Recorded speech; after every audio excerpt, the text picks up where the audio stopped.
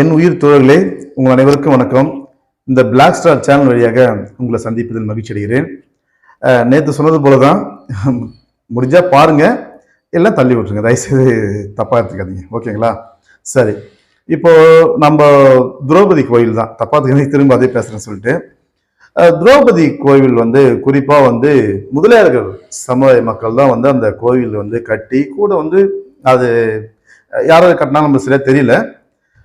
ஆனா இருந்தாலும் அப்ப இருந்த மிகப்பெரிய ஒரு ஜாமகாலத்தில் இருந்த ஒரு குறிப்பிட்ட சமூக மக்கள் எல்லாருமே அவங்க வீட்டுல போயிட்டு பண்ணையெல்லாம் வேலை செஞ்சாங்க, அடிமையா வேலை செஞ்சாங்க. அதான் ஆண்டபரம்னு சொல்றாங்கல்ல, அது உண்மைதான். எல்லாரும் எங்க பகுதி மக்கள் அனைவருமே பணக்கார முதலியார் செய்தான். ரத்தின சிகாமணி, ராஜமணிக்கு முதலியார், எஸ்டேட் வீடு, அது மாதிரி எத்தனையோ வீடு சொல்றாங்க. அதெல்லாம் இப்ப எங்க இருக்காங்கன்னு தெரியல. அவங்க அந்த காலத்துல அவங்க எல்லா வீட்லயும் போயிட்டு நம்ம மக்கள் வேலை செஞ்சு பொழைச்சவங்க தான். ஆனா அப்ப அவங்களே என்ன செய்யறாங்க, இப்ப ஏத்துக்கிறாங்க, நீங்க சாமி கும்பிடுங்கன்னு சொல்லிட்டு சொல்லக்கூடிய நிலையில தான் இருக்கு. பெரும்பாலும் அவங்களும் ஊரை விட்டு காலி பண்ணி எல்லாம் ஒரு பெரிய இடத்துல போயிட்டாங்க. சரிங்களா? இன்னொன்னு சொல்ல போனா, குறிப்பா நம்முடைய பேரூர் மன்ற கழக முன்னாள் தலைவர் நம்முடைய அண்ணன் பாரத் அண்ணன் குடும்பம் கட்டின கோயில்னு சொல்றாங்க. அவங்களுடைய வம்சாவளிகள் கோயில் கட்டுறதா கூட சொல்றாங்க. சரிங்களா? இன்னொன்னு, அந்த கோவில்ல பாத்தீங்கன்னா இன்னைக்கு திருவிழா மிக விமர்சையா கொண்டாடப்பட்டு வருது, அது எல்லாருக்கும் தெரியும். அதே மாதிரி அந்த கோவில்ல ஒரு 1000 பேரு கலந்துக்கிறாங்கன்னா அதுல கிட்டத்தட்ட ஒரு 600 பேரு, ஒரு 60% பாத்தீங்கன்னா நீங்க ஒதுக்கி வைக்கக்கூடிய அந்த மக்கள் தான் அந்த திருவிழாவில் பங்கெடுத்து அந்த ரோட்டு ஓரங்கள்ல இருக்கக்கூடிய கடைகள், பொருள் வாங்கறதுல இருந்து எல்லாமே எந்த ஒரு முதலியாரும் அங்க வாங்கறது இல்லை. எந்த ஒரு வசதி படைத்தவர்கள் அங்க எந்த பொருளும் பண்றது இல்லை. அப்போ அது எல்லாத்துக்கும் யாரு போயிட்டு வாங்குறாங்கன்னா, நீங்க ஒதுக்கி வைக்கப்பட்ட அந்த சமுதாய மக்கள் தான் அந்த கோவிலை தூக்கி பிடிக்கிறாங்க. ஏதோ ஒரு பிரச்சனை வந்திருக்கா, இது வரைக்கும் எதனா வந்திருக்கா, நினைவு தெரிஞ்ச நாள்ல இருந்து எதுவுமே தெரியல. அதே மாதிரி நீங்க சொல்றீங்கல்ல, அந்த அம்மனுக்கு நெருப்பு மெரிக்கிறது எல்லாமே சொல்றீங்கல்ல, அதுவும் எல்லாமே பாத்தீங்கன்னா நீங்க ஒதுக்கி வைக்கப்பட்ட அந்த சமூக மக்கள் தான் முன்ன இருந்து எல்லாத்தையும் இது வரைக்கும் செஞ்சிட்டு இருக்காங்க, நல்லா தெரியுது. சரிங்களா? ஆனா அப்படிப்பட்ட அந்த மக்களை நீங்க வேணாம் வேணாம்னு சொல்லும் போதுதான் அது எங்களுக்கு வேணும் வேணும்னு தோணுது. ஒருவேளை நீங்களே கூட்டு நீங்க ஒரு உபயம் பண்ணுங்கன்னு சொல்லியிருந்தீங்கன்னா நாங்க தூக்கி போட்டிருப்போம். எங்களுக்கு வேண்டாம், நீங்களே கும்பிட்டுருங்க, எங்களுக்கே எவ்வளவு வேலை இருக்கு.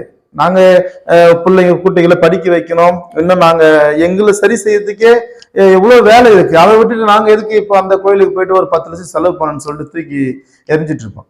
ஆனா நீங்க எல்லாம் ஒன்னா சேர்ந்து ஒரு சமூக மக்களை மட்டும் விட்டுட்டு இன்னொரு சமூக மக்கள் அந்த நோட்டீஸ்ல எல்லா சாதியும் கொண்டு திருவிழா பண்றீங்கல்ல, அங்கதான் எங்களுக்கு எரிச்சல் உண்டாகுது. இன்னொன்னு, ஏதோ மனக்காலத்துல ஏதோ ஒரு பிரச்சனை ஏற்படும் போது இந்த சமூக மக்களை மட்டும் விட்டுட்டு எல்லா சமூக மக்களும் ஒன்றிணைந்து எங்களுக்கு ஆப்போசிட்டா செயல்படுறீங்கல்ல, அங்க எங்களுக்கு உங்க மேல பிரச்சனை காழ்ப்புணர்ச்சி, வெறுப்பு உண்டாகுது. இப்போ எடுத்துக்காட்டு ஒரு குறிப்பிட்ட நபர் ஒருத்தர் சொல்றான், அன்னபூர்ணி ஹோட்டலுடைய ஓனர் ஐயனார்.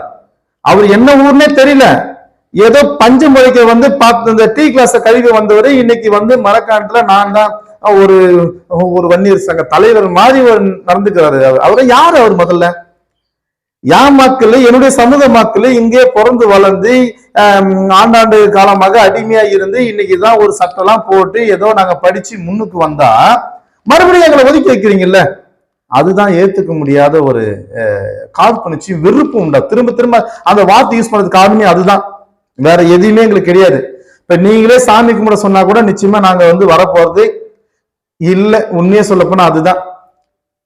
ஒரு குறிப்பிட்ட யாரோ ஆசைப்படலாம், சாமி கும்பிட சொல்லலாம், அது அவங்களுடைய தனிப்பட்டது. என்ன கேட்டீங்கன்னா, நான் என்னை போன்ற ஒரு சில நபர்கள்லாம் கேட்டீங்கன்னா நிச்சயமா நீங்களே உபயம் கொடுத்தா கூட நான் வேணான்னு தான் சொல்லுவேன்.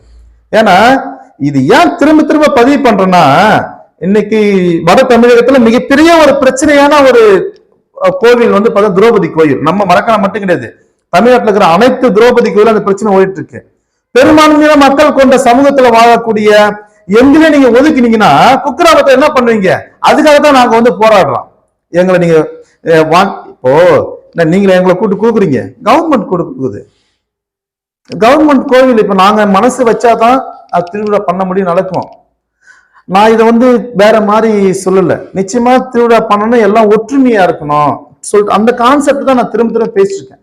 கூட்டு வச்சு பேசினா அதுக்கு ஒரு தீர்வு கிடைக்கும்னு சொல்லிட்டு தான் நான் திரும்ப திரும்ப இந்த பதிவு பண்ணிட்டு இருக்கேன். சரிங்களா? தயவுசெய்து இந்த பதிவு மூலமா நான் என்னமோ பெரிய ஒரு எதிர்ப்புவாதி இல்ல சாதிக்க, அதெல்லாம் எனக்கு வந்து மனிதனா நினைக்க கத்துக்குங்க. அன்புதான் கடவுள்னு சொல்லுவாங்க.